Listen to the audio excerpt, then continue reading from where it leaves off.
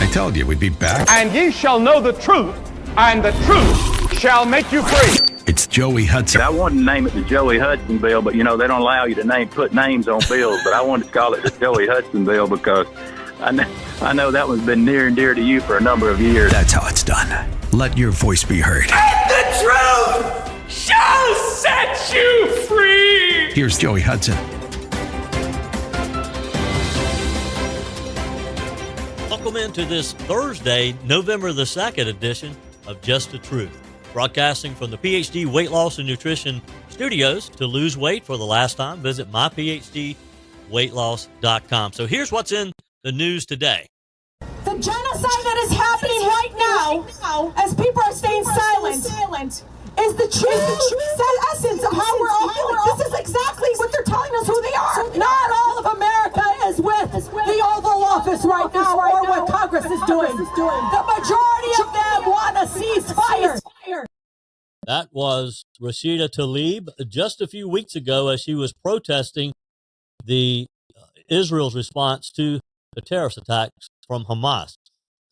In a recent protest, and she's been to a number of them, thousands, of course, have lost their lives in this war in Israel. Tlaib has been critical of Israel's response, calling on the Joe Biden White House to ask for a ceasefire. This is the craziness that our world is in right now. The House of Representatives voted to kill a resolution that would have censured Ms. Rashida Tlaib. And get this, there were over 20 Republicans who voted along with the Democrats. Nearly 24, actually, Republicans voted. It was a 222 to 186 in favor of killing the motion without debate. Democrats literally broke out into applause when the vote was announced.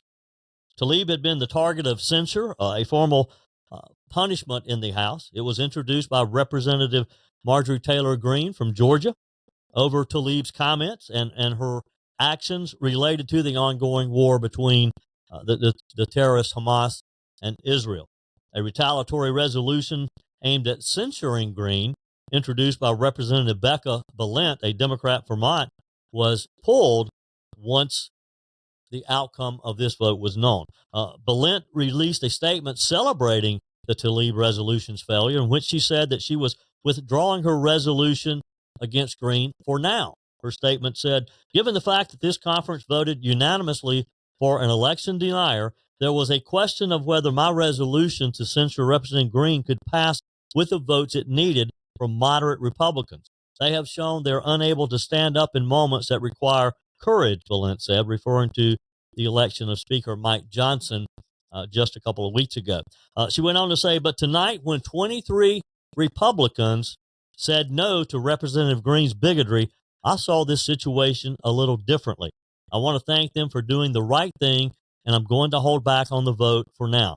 Vermonters and people across the country need us to get to work and focus on the urgent needs facing working people here at home and around the world." Greene had blamed Tlaib for a protest again last month that saw hundreds of Gaza ceasefire demonstrators arrested after they took over the Cannon office building. Greene repeatedly referred to the protest as an insurrection in the text of her resolution. After the vote, Greene railed against the 23 Republicans who opted to table her resolution, calling them feckless. Greene wrote on X, "This is why Republicans never, all caps, do anything to stop the communist Democrats or ever hold anyone accountable." A wide array of members in the GOP conference voted to table the resolution. House Freedom Caucus Chairman Chip Roy, for example, moderate Representative John Durante from California.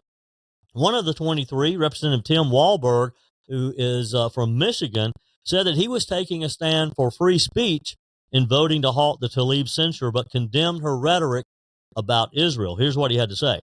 "As much as I disagree with previous comments made by Representative Tlaib, First Amendment liberties are for every American, and I will support this constitutional right, whether the speaker is on the political left or right, and whether they're speaking heinous lies or harsh truths, he said.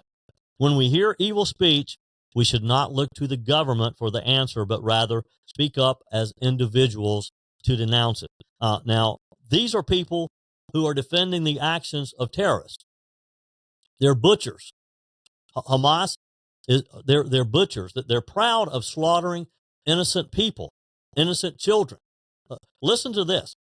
A Hamas terrorist told an Israel Securities Authority that he and another man shot and killed crying children who were inside a safe room until the sounds could no longer be heard, while acknowledging that he entered the house simply to kill innocent people. This is who we're dealing with. This is who Rashida Tlaib is defending, but yet she got the support of enough members in Congress not to censure her over her actions. In a video posted by the Israel Defense Forces to social media X, the Hamas terrorist is seen wearing prison garb while sitting in a chair with an Israeli flag behind him. The man is unnamed, but he tells the ISA official, who cannot be seen in this video, that he and other members of Hamas entered a house through a window. While checking the house, he told the official they heard sounds of young children in the safe room, and they just shot through the door knowing that they had killed them. Again, this is who Rashida Tlaib and some of her colleagues are defending. Meanwhile, IDF spokesperson Rear Admiral Daniel Hagari delivered remarks on the latest developments in the Israel-Hamas war yesterday, saying that Israeli forces broke through a Hamas perimeter. In the statement, he said the ground campaign is continuing as planned in the northern Gaza Strip. In accordance with prior planning from the intelligence branch, specific intelligence from the intelligence branch, in a joint action of our ground, sea, and air forces, our forces broke through the forward Hamas perimeter in the northern Gaza Strip. The spokesperson also announced that a Hamas leader was killed in an airstrike. Hagari then accused Hamas of dishonesty about the war and said that they continue to lie. He said, we continue to share with the world the concrete and thorough evidence, as we did with the Amat Madani Hospital, which Hamas lied about, and as we did when we exposed Shifa Hospital and its infrastructure. By the way, there was another member of the U.S. House who faced a vote by his colleagues today, too, and he, too, won. Embattled Representative George Santos from New York escaped being expelled from the House. Now, there's a difference from being expelled and censured, which is what they were trying to do with Rashida Tlaib. George Santos was voted on to be expelled from the House, which means removed. The final vote on that was 213 to 179 against expelling Santos, with 19 lawmakers voting present. Expelling a member of the House, of course, is something that historically is rare, and it requires a 2/3 vote of the members of the House. In this case, 24 Republicans voted to expel Santos, while 31 Democrats voted to keep him in the House. Santos told reporters after the vote, there's more Democrats in this body that believe in the rule of law than there are Republicans. That's what you should know. I'm fighting to clear my name. I'm fighting for due process, he said. The New York Republicans who led the expulsion effort were Anthony Despadato, Nick Lalato, and Mike Lawler. Santos spoke in his own defense earlier on the House floor, accusing the Republicans who moved against him of playing judge, jury, and executioner, he said. Efforts taken by other members in this body to act as jury and executioner are unconscionable and reckless to our Republican system of government and to the integrity of this body, Santos said. He went on to say, I stand today to continue to prove my innocence of these allegations and charges leveled against me.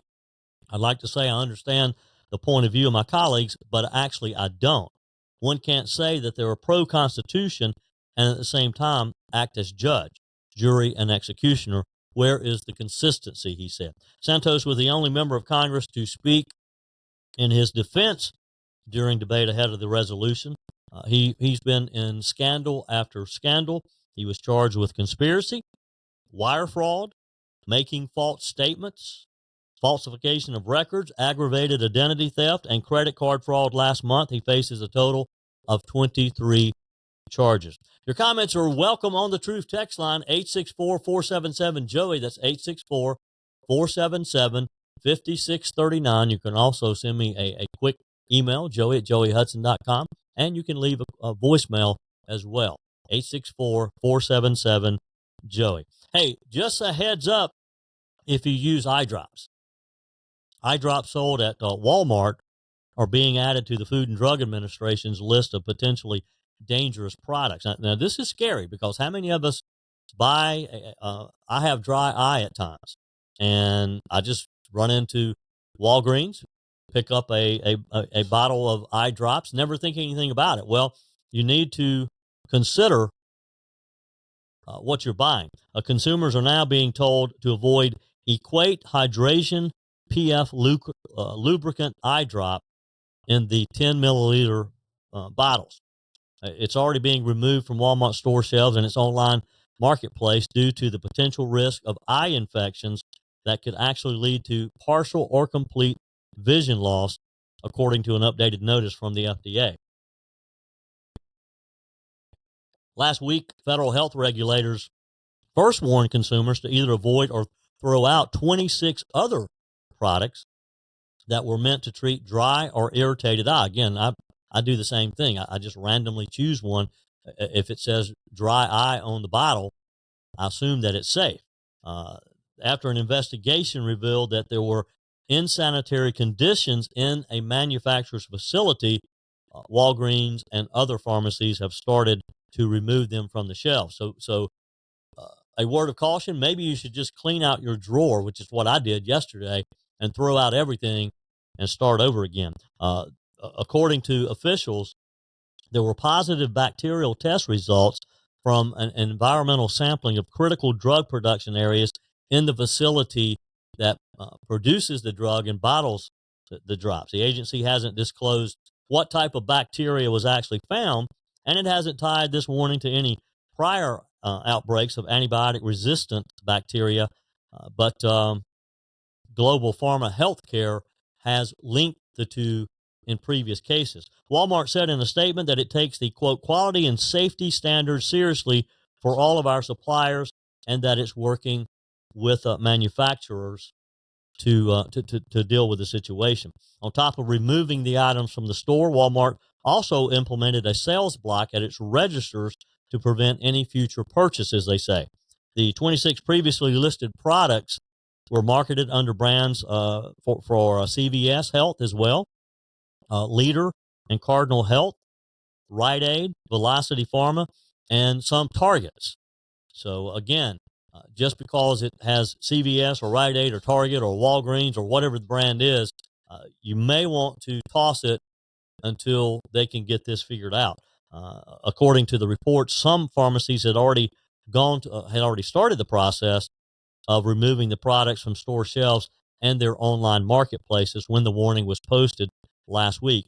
However, regulators cautioned that products branded as Leader, Rugby, and Velocity may still be available to purchase in stores and particularly online. So if you purchase some of these online, again, be wary. The FDA didn't specify the manufacturer, but several companies say that Velocity Pharma had supplied most of the products.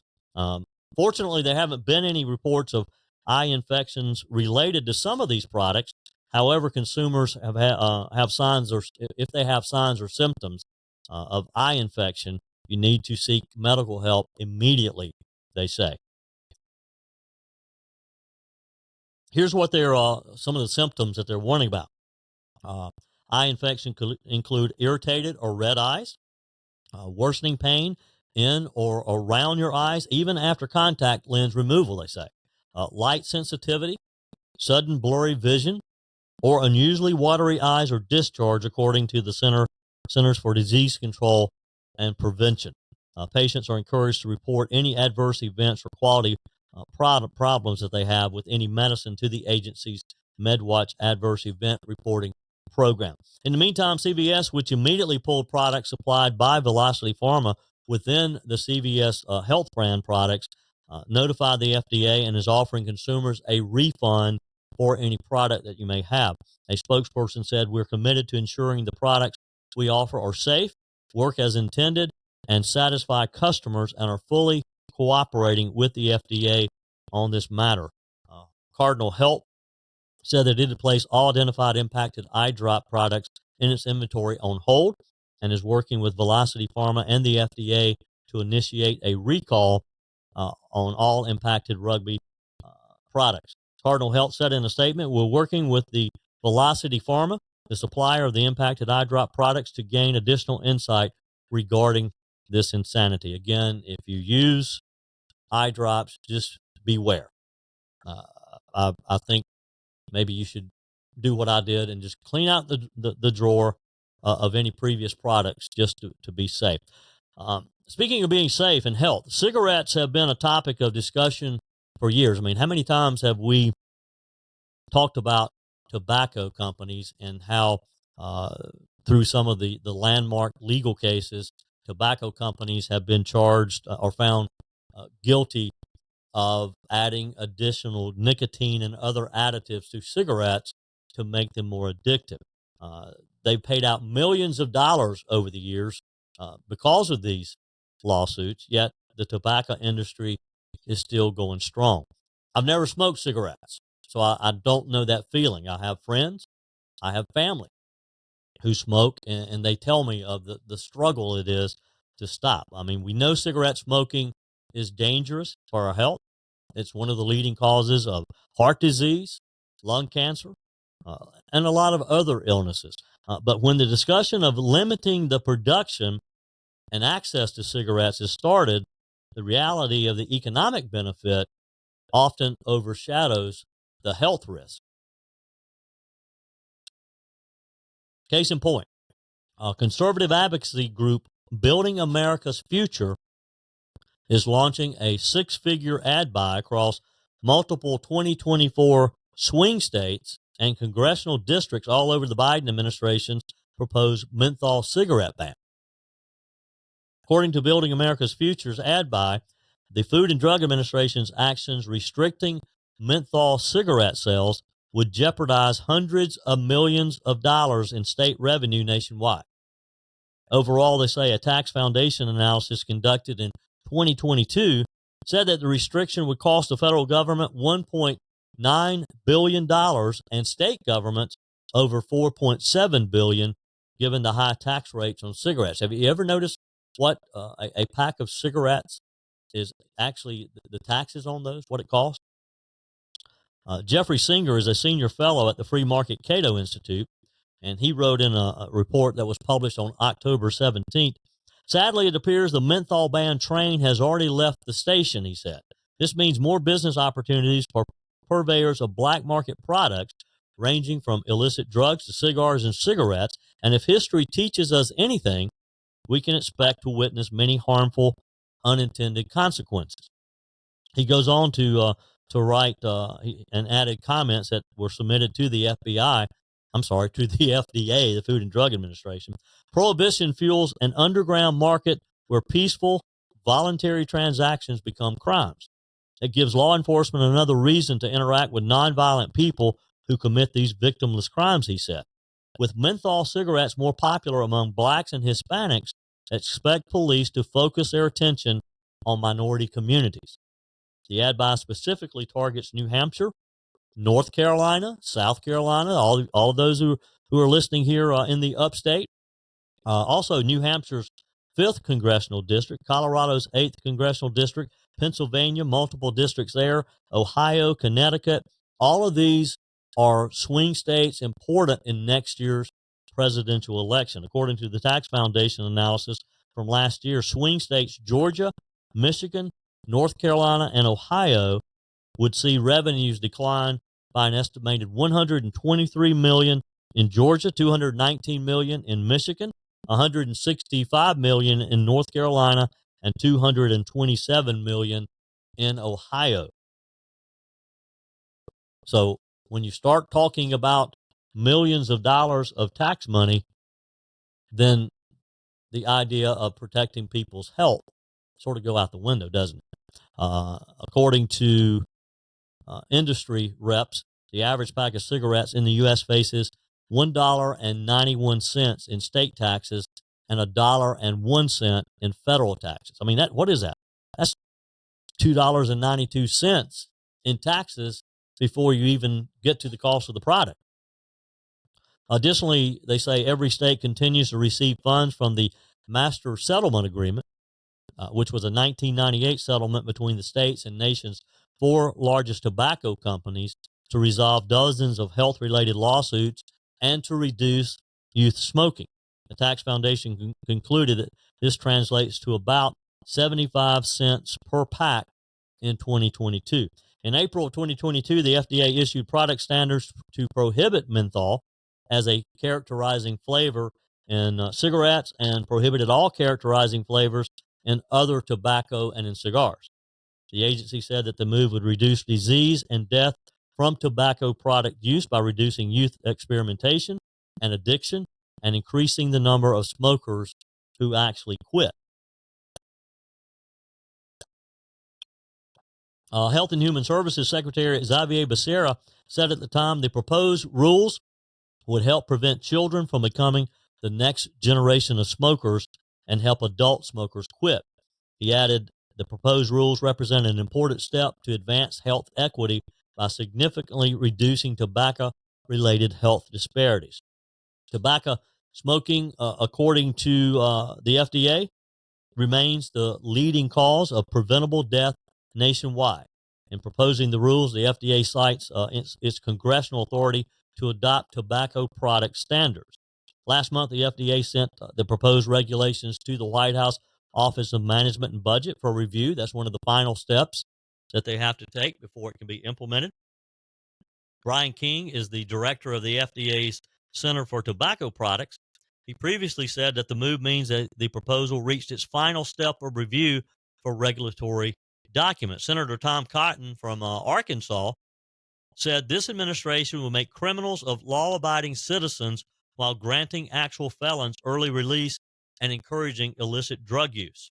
No wonder Americans have lost faith in this administration, he said. That's less interested in public safety than targeting political enemies. Senator Kirsten Sinema said, my general perspective would be that as adults, people can make their own choices. And what the government's job to do is to ensure that we have a market that is open and products are available that are regulated to make sure that everyone is safe. At the federal level, I believe that it's our job to kind of stay out of that and let states take their own action and manage their own choices. That Senator Kirsten Sinema. Additionally, groups representing small businesses like the New England Convenience Store and Energy Marketers Association have also been critical of the proposal. Again, it sells. When you start talking about losing millions of dollars of revenue, then it's sort of buyer beware. Consumer, you have to look out for your own health. The American Lung Association CEO and President Harold Wimmer, of course, in favor. They said once finalized, rules to end the sale of menthol cigarettes and flavored cigars rule will be the most significant actions that the FDA Center for Tobacco Products has taken in its 14-year history. The American Lung Association is eager for these life-saving rules to be implemented and urges the White House to finalize these rules before the end of the year. They went on to say the science and data are clear. Ending the sale of menthol cigarettes and flavored cigars will save lives. It will also help reduce the unjust disparities in tobacco use caused by the tobacco companies targeting certain communities with menthol cigarettes. What do you think? Does the federal government, should we depend on the federal government to watch over us, to outlaw or to make it difficult for these types of products to be used? Or, again, is it buyer beware? Or are we, as responsible adults, should we be allowed to purchase something, even if we know it's going to have an adverse effect on our health? Love to get your comment on the Truth text line, 864-477-JOEY, 864-477-5639. Of course, you can also leave a quick voice message if you'd like. We'll air those as time permits. And your comments are welcome via text message as well. 864-477-5639. Your emails are welcome too, joey@joeyhudson.com. On Tuesday of this week, a group of 311 faith leaders sent a letter to President Biden saying that the FDA finalizing the regulations was a moral imperative. The NAACP, 100 Black Men of America, Inc., U.S. Conference of Mayors, and Campaign for Tobacco-Free Kids have also signaled their support for the FDA proposal. Interesting note here. We know the effect that cigarettes can have on our lives. Cigarette smoking is, again, known to be a killer. But it may surprise you that there's another known killer. And this is interesting. Loneliness, according to the Surgeon General, loneliness is as deadly as smoking 15 cigarettes a day. Think about that for a moment. Loneliness, they're saying, is a bigger killer than if you smoked 15 cigarettes per day. Here's the story. Report from the Surgeon General says loneliness poses a tremendous health risk, saying it's as deadly as smoking up to 15 cigarettes a day. His report says this: we now know that loneliness is a common feeling that many people experience. It's like hunger or thirst. It's a feeling the body sends us when something we need for survival is missing. Millions of people in America are struggling in the shadows, and that's not right. That's why I issued this advisory to pull back the curtain on a struggle that too many people are experiencing. Here now, Dr. Mark Siegel, Fox News contributor. How do you assess loneliness in America? Do you think it's as bad as he describes? Huge problem, Dana. And I interviewed him actually yesterday about this when the advisory first came out, and actually Monday morning, and aired it yesterday on the radio, because this is a key issue for him. He's been following this for years. He published a book on this in 2020 before the pandemic really hit, and he's very concerned about it. But these statistics that they uncovered are shocking. 30% increased risk of stroke, 30% increased risk of heart attack, 50% increased risk of dementia. And you might scratch your head and say, what does dementia have to do with loneliness? But it has everything to do with it, because people that are not as doing as well cognitively, if you connect them and they're not as lonely, not as isolated, they do better. 60% increased risk of death, early death, from loneliness, from being separated from people, from not having real human connections. And of course, the pandemic had a lot to do with this, and he admitted that. And he also agreed with me that politicization, that everybody at each other's throats, which is what's happening in America right now, is a huge part of the problem. And he prescribes kindness, and he thinks that the doctor has to play a prominent role. We've been talking here on our air about how doctors are hiding now behind artificial intelligence. Murthy, who's a great doctor, I believe, really wants physicians to come to the forefront and fight this problem. So here's what he... Interesting, huh? Loneliness is as deadly as cigarettes. 864-477-JOEY, 864-477-5639. Your comments are welcome, and I'd love to get your feedback on that. I'm so appreciative of all of you who are joining me on this new journey as we kick off Just the Truth podcast. We're going to drill down on the issues. My goal is to inform you, to educate you, and together we'll cut through the noise of this crazy world that we're living in. Be sure to let your friends and family know about Just the Truth. Encourage them to download, to listen, to follow us. If they haven't already subscribed, just simply go to wherever they listen to their podcast, search for Joey Hudson, or go to my website, joeyhudson.com, joeyhudson.com. Click on the banner, the button there, subscribe to the podcast. Also, click on Connect with Joey and subscribe to my email list as well at joeyhudson.com. On the Truth text line, a lot of feedback from yesterday as we talked about a caller that had called into a local sports show questioning what Coach Dabo Swinney is delivering for the $14 million plus that he's paid. Some of you agreed with Tyler. Tyler was his name, who called in and challenged Coach Dabo Swinney. This is a live radio show that Coach Swinney does each week. And look, I know live radio, and sometimes you're not quite sure what a caller is going to say. In this case, Tyler challenged Coach Dabo Swinney for the lackluster year that they're having so far. As we talked about yesterday, and my sweet wife, Peg, is a Tiger through and through, but this is a tough season. They're 4-4. Clemson is not accustomed to that. Clemson fans are not accustomed to that.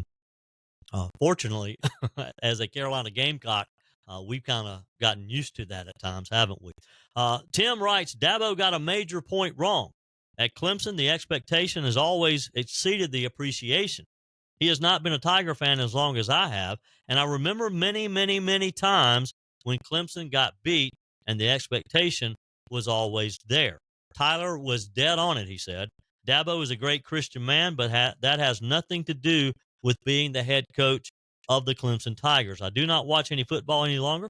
I have better things to do on my Saturdays. I am a fan from back in the 70s when I sold programs to get into the game. Thank you, Tim, for your comment on the Truth text line.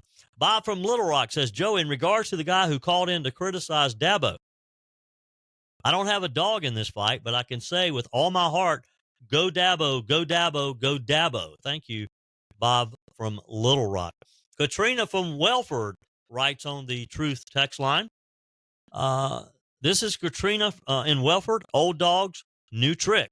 Took us a couple of days to get in our new groove of not turning on the radio to listen, but we have liftoff. Well, thank you, Katrina. She said, love the podcast format. We really enjoy that you have more time to devote to topics, and the podcast allows us to hear your entire show. I was raised Catholic. A Ouija board is playing with fire, she says. I only tried it once as a kid, had very odd occurrence and bad vibes. Scared me silly, and I'm thankful for that. Nothing good happens after midnight or tempting evil. I look forward to hearing your thoughts and news. Local too, if any. We're going to get into some local things here. Have a great rest of your Wednesday. Thank you, Katrina. It was good to hear from you on the Truth text line. Your text comments are welcome as well. 864-477-JOEY. Colt in Shelby writes, with regards to the Ouija board game, the way it was marketed as a harmless toy reminds me what my grandmother always told me growing up. Greatest trick the devil ever pulled was convincing the world it didn't exist. Enjoying the new podcast. Keep up the good work. Now, what they're talking about here is on yesterday's show, and you may want to go back and listen if you haven't already. I talked about the story of a Catholic priest who was denouncing Ouija boards. Now, some of you may just think, well, it's a board game. It is a harmless board game. But this Catholic priest talked about performing exorcisms on people that a Ouija board had literally had bad effects on. So that's what these texts are about. Another texter says, anything you put your faith in other than Jesus can lead you down the wrong path. Well, that is correct. Cindy writes on the Truth text line, Joey, yes, there is. My husband is a good Christian man, and he tells of a time his sister and I had someone talking to them. He would burn one now, not to mention the black 8-ball. Remember when Saul went to the witch to ask from the dead? They are witchcraft. In the Bible, they burned their witchcraft and curious books when the disciples went out preaching to people. By the way, Dabo gets paid too much, she said. And by the way, too, quick reminder, I recently had a chance to catch up with Bill O'Reilly on his latest book in the Killing series, and it's about the Salem witch hunt in Salem, Massachusetts, back in the 1800s. It's a great read, and I'm going to have I'll share that interview that I had with Bill O'Reilly on his book in a coming episode of Just the Truth. Susan writes on the Truth text line, I'm listening to Mike Gallagher on one of my radio apps. He needs a call screener who can work from anywhere, doesn't have to relocate to Tampa. He says Tommy ought to apply because he would be perfect. Well, Tommy would be perfect. And what she's talking about is Mike Gallagher is looking for a call screener. If you're interested in a part-time job, email me, joey@joeyhudson.com, or text me on the Truth text line and let me know, because Mike is looking to hire. Tommy is not interested in a part-time job, or Tommy could have the job. So it just Tony writes, Tyler complaining because of one bad season out of 10. What is wrong with him? I'll take that any day, he says.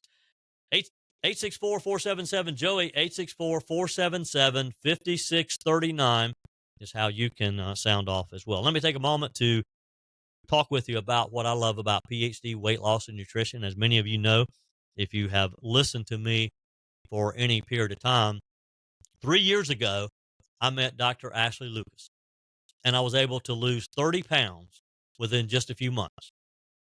And here's the good news. Over 3 years later, I have maintained that weight, and that's the key to PhD weight loss and nutrition. If you want to lose weight for the last time, if you want to get away from those fad diets, and I know many of us have done that, you work hard, you lose the weight only to gain it back. That's not the case with PhD weight loss and nutrition, because it's based on the science of nutrition. They teach you what to eat, how to eat, and when to eat, and all of that's important. If you want to get healthy again, if you want to feel better, be able to focus on what you're doing, be able to play with the kids, the grandkids, be able to fit into some of those clothes that maybe are in the back of the closet again, you need PhD weight loss and nutrition. Give them a call to set up your initial consultation, 864-252-4925. You can find them online at myphdweightloss.com.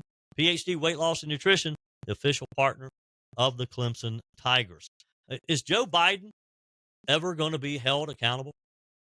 It seems like that we're constantly hearing about this committee doing this or another committee calling witnesses. Let's do something. I mean, the evidence is there, right? We all know that Hunter Biden sold access to his father. So what's taking so long to get to that? House Judiciary Committee launched another inquiry this week into the U.S. intelligence community interactions with Congress in 2020 about corruption claims involving President Joe Biden and his family. We know that millions of dollars have gone to Hunter Biden. We know that at some point it was mentioned that 10% would be set aside for the big guy. And we all know that the big guy is Joe Biden. So what's taking so long? Committee Chairman Jim Jordan wrote to Director of National Intelligence Averill Haines demanding details about an August 6, 2020 defensive briefing given to two Republican senators who were finishing a report on the alleged Biden family influence scandal. Jordan, one of the leaders of the House GOP impeachment inquiry into what role Joe Biden may or may not have had in his family's dealings, is also demanding details about interactions that summer with Democrats, including then House Intelligence Committee Chairman Adam Schiff, Shifty Schiff. He cast doubt on the reliability of the evidence.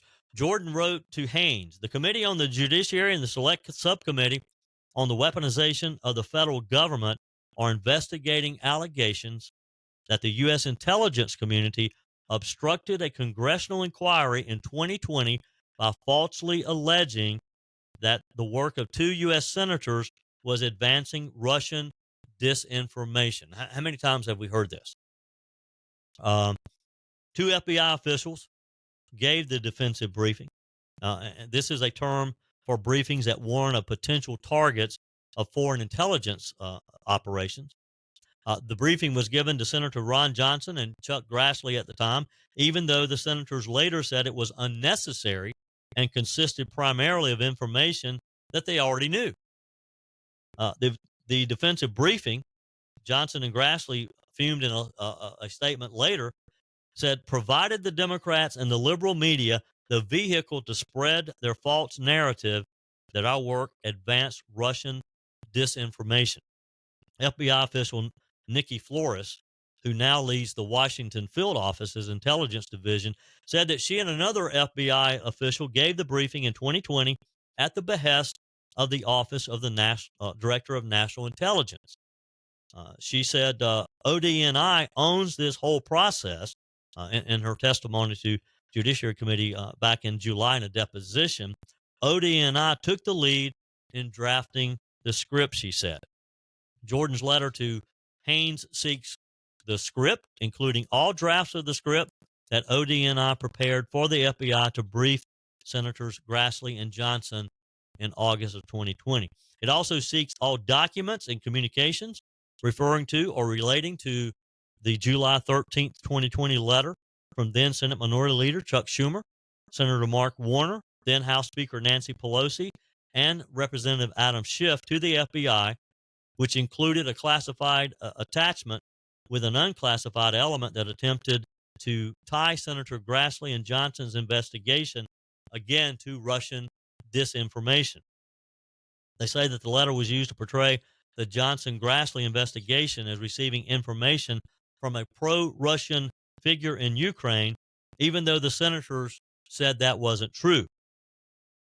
The report from Grassley and Johnson, who respectively led the Senate Finance and Homeland Security Committees at the time, contained major bombshells, including revealing that former Moscow First Lady Yelena Bachurina transferred $3.5 million to a bank account that was linked to Hunter Biden in 2014. Later revealed that the vice president, that Joe Biden had dined at least once in Washington with this Russian Bachurina and with his son's associates from Kazakhstan and Ukraine, despite publicly denying that he knew anything about Hunter Biden's business dealings. The Grassley-Johnson report in September 2020 actually set in motion the publication of the New York Post's scoop the following month. This is the first time that a major newspaper reported Hunter Biden's illegal dealings as found on the abandoned laptop. And of course, you know that the New York Post was censored. Facebook and Twitter and other social media sites refused to carry the story because, again, they were told that it was Russian disinformation. We now know that it was true. We now know that that information came off of Hunter Biden's laptop. It included evidence that Joe Biden met with an executive from the Ukrainian gas company, Burisma, which paid Hunter Biden up to $1 million per year, as his dad held the Obama administration's Ukraine portfolio and threatened, got the prosecutor fired, and bragged about it publicly. And we also know this is when we first heard the term big guy and the fact that they were going to set aside 10% for the big guy. Biden denied the accuracy of the laptop reporting. He has denied any knowledge of this, and he still denies it. An earlier House Judiciary Committee investigation into the intelligence community letter revealed that it was inspired by a call from Secretary of State Antony Blinken, who at the time worked for the Biden campaign, to former CIA acting director and letter drafter Michael Morrell. The Senate report at the center of the latest Judiciary Committee inquiry remains highly cited, including passages that refer to the transfer of $5.1 million to Biden-linked accounts. We also know that those millions were sent out via wire transfer to various members of the Biden family, including a good portion of that to Hunter Biden. A recently released text message shows that Hunter Biden threatened a Chinese businessman with his father's wrath if the funds did not flow to his account. More news in the Alec Murdaugh saga here in South Carolina. The state newspaper reporting that attorneys for Mr. Murdaugh yesterday asked the South Carolina Supreme Court to remove Judge Clifton Newman from handling all future appeals, hearings, and trials that relate to Mr. Murdaugh's case. The attorney's motion, which is a bit unusual, it's called a writ of prohibition, alleged that since Newman was a participant in various matters that will be in dispute at an upcoming hearing involving alleged jury tampering at the Murdaugh trial, that he should not be allowed to preside over that or other hearings in which Murdaugh is seeking a new trial. Murdaugh is seeking a new trial based on jury tampering allegations and has a right to an impartial judge, yesterday's motion said, which ran to nearly 300 pages with accompanying exhibits. Who do you think's paying for these attorneys? This has to be expensive. Alec Murdaugh's in jail. Most of his assets liquidated. It's interesting. I'd love to see the financial side of this. Also, the motion contended that Judge Newman had made numerous statements in and out of court expressing his personal opinion about Alec Murdaugh's guilt. Those statements include one aired on national television, violate the Code of Judicial Conduct, which requires impartiality, the motion said. Wednesday's motion asserted Mr. Murdaugh's right to have his appeal heard by an impartial judge will be violated if Judge Newman proceeds to hear his motion for a new trial. In a parallel motion, Murdaugh's lawyers also is asking the South Carolina Supreme Court to halt all current Murdaugh-related court proceedings pending a Supreme Court decision on the lawyers' broad request to prohibit Judge Newman from sitting on Murdaugh's case. The motion includes an affidavit from Gregory Adams, a University of South Carolina School of Law professor emeritus and an ethics expert, saying that Newman should recuse himself from the case because his comments about it and other actions while it's still pending violate the Code of Judicial Conduct. The filing asserted that it's not suggesting that Judge Newman, quote, did anything improper during the trial, but that he is an eyewitness to and a participant in some of the events that will likely be discussed on these appeals and motions for a new trial. In the latest and most aggressive filings, including several that have alleged unlawful jury tampering by the Colleton County Clerk of Court. You remember that story that made the headlines just a few months ago? Becky Hill evidently sold her story. She was writing a book. These allegations made by Murdaugh's defense team in wake of South Carolina's most sensational criminal trial in the modern era at least. Defense lawyers include Columbia Attorney Jim Griffin and State Senator Dick Harpootlian. Again, I wonder who's paying their bill. One final thing, it's not cheap to run for mayor in Greenville, South Carolina. Next week is election day in the city of Greenville. Longtime Mayor Knox White is up for re-election. He's being challenged for his 8th term as mayor. The mayoral race shows record amounts of money being raised. Mayor White will face his first serious challenge, Democrat Michelle Shane, this since his election nearly 30 years ago, in what he says will be his final campaign for the position of mayor. The outcome has some historic potential, not only Mayor White being the longest-serving mayor if he's elected to his 8th term. He's already been there for 27 years. Ms. Shane would be the first woman elected to be mayor of Greenville as well. And for the second race, City Councilman Dorothy Dow is facing Randall Fowler, who decided to run for office after the approval of a controversial storage facility project despite community and city pushback. In these two contested elections, again, these are city, council, and mayoral races. More than $400,000 has been spent. Now, how much do these positions pay? What do they make? What are they paid? I never quite understand in politics how you can spend, like in a U.S. Senate race, millions and millions to be elected, and you're only paid less than $200,000, like $175 or so. That's it for today's edition of Just the Truth. Glad to have you with me. Thanks for joining me in the PhD Weight Loss and Nutrition Studios. If you want to lose the weight for the last time, go to myphdweightloss.com. If you haven't joined our mailing list, go to joeyhudson.com, click on the Connect with Joey button. And again, be sure and tell all your friends and family about Just the Truth. We need them to be part of this journey. Thanks for spending a few minutes of your day with me. And remember, God's got this. He's still in control.